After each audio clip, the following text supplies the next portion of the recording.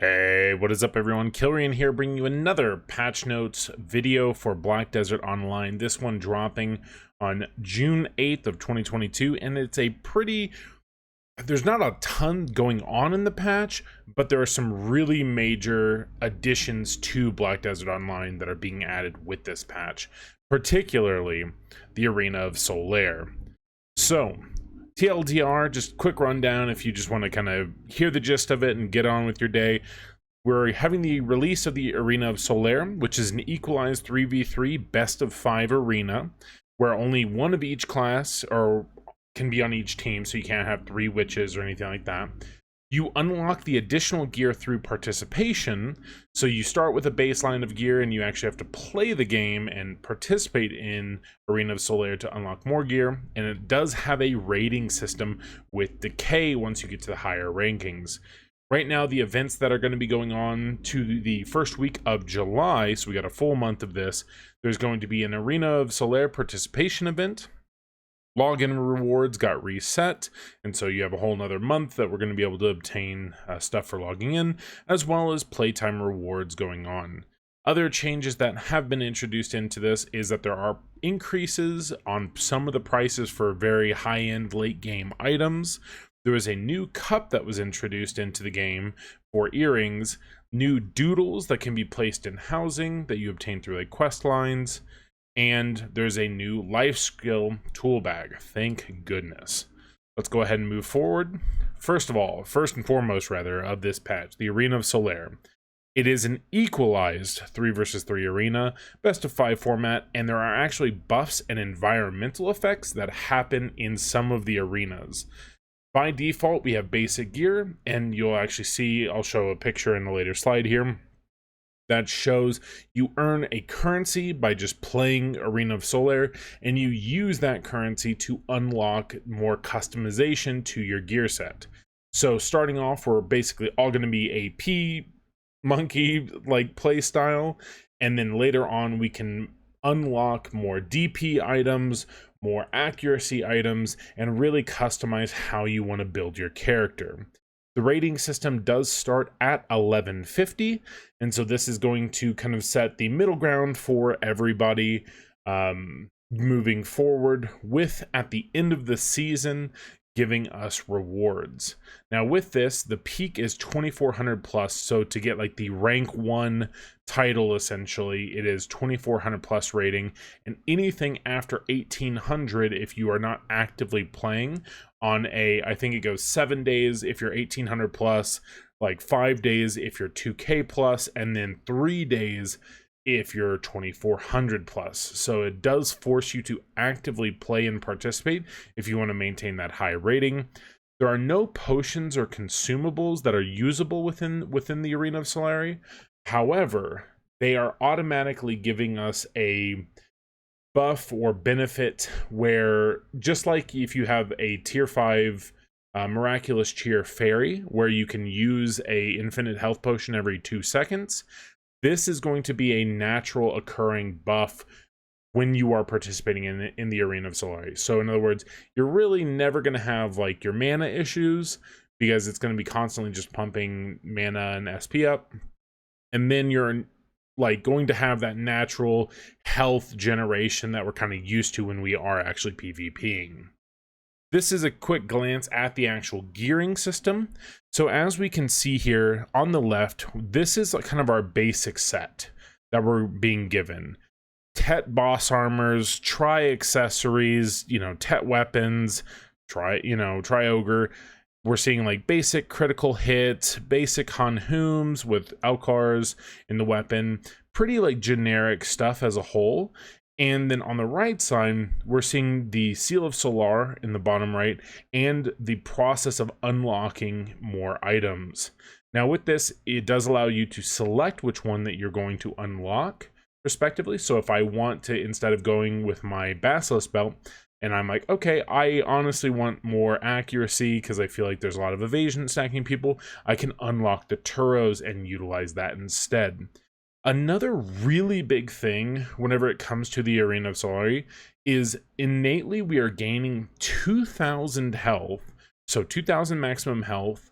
We are getting a reduction in overall AP, DP, evasion, accuracy, all of these things to make your character feel substantially more tanky while you're also not doing as much damage. So it kind of provides an actual back and forth rather than, you know, the classic BDO style of like, oh, I got grabbed, oh, I died in one skill.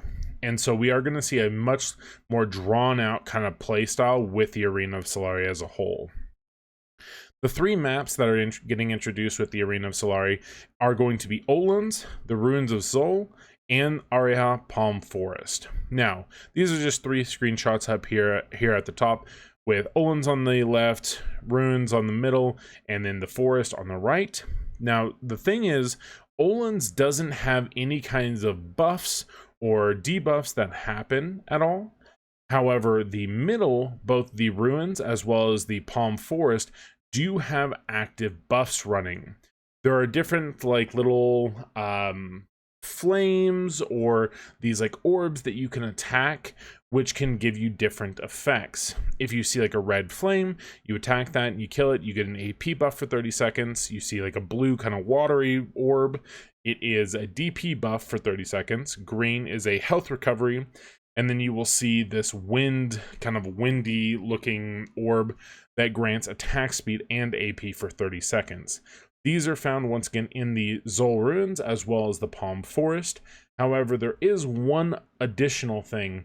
In the Ruins of Xol, not only are these buffs that are constantly spawning throughout the map, you'll also see a kind of ancient weapon orb that will spawn and do different things, such as reducing your AP or having like a suction effect and reducing DP.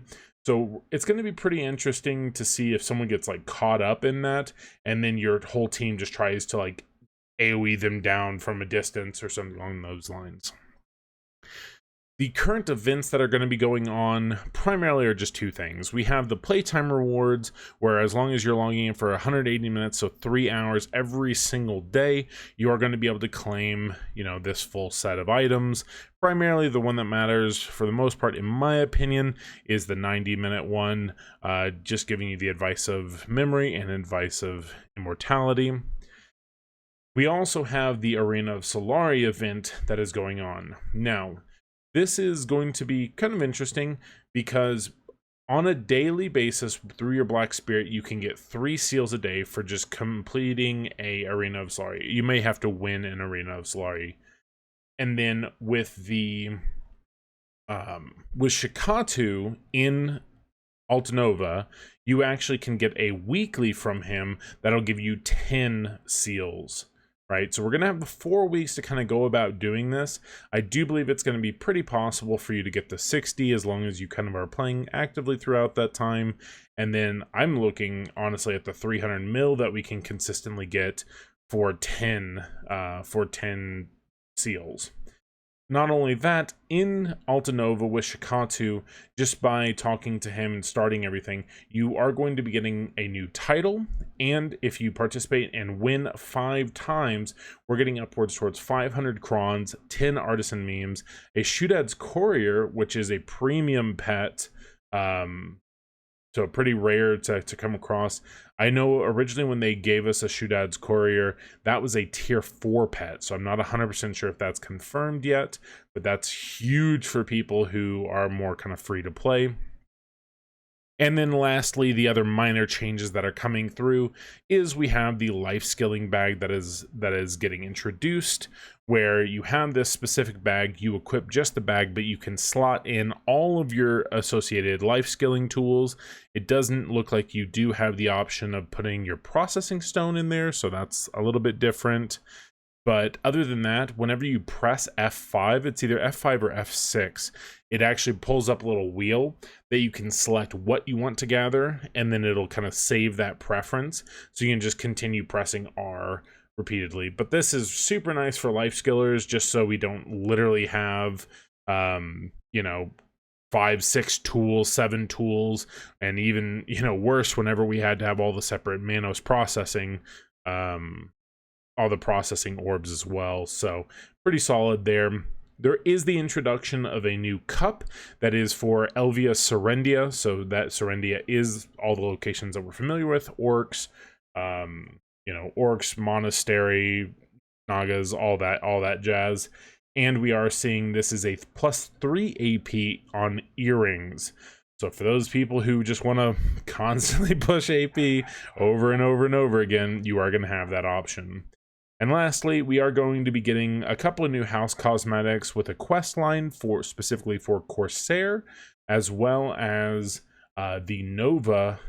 The key that we received from the Nova's quest line is finally getting unlocked, but you can get these like little doodles specific for your home. And so that's just kind of a, nice little cosmetic thing that can be added. The items that are getting increases in their value is going to be the cups. So all cups are now capping at 2 bill instead of 1 bill. Sorry for the background noise. And then lastly, we have the pin black star going from 99 bill all the way up to 200 billion silver. And so it'll be pretty interesting as a whole going forward to see kind of how that all gets affected. Hopefully y'all found this kind of quick breakdown interesting. Hopefully I did a good job kind of introducing it to everyone. You can follow me on twitch.tv/Kilrian, and I'd appreciate a like or subscribe. Thank you very much, and have a good one. Peace.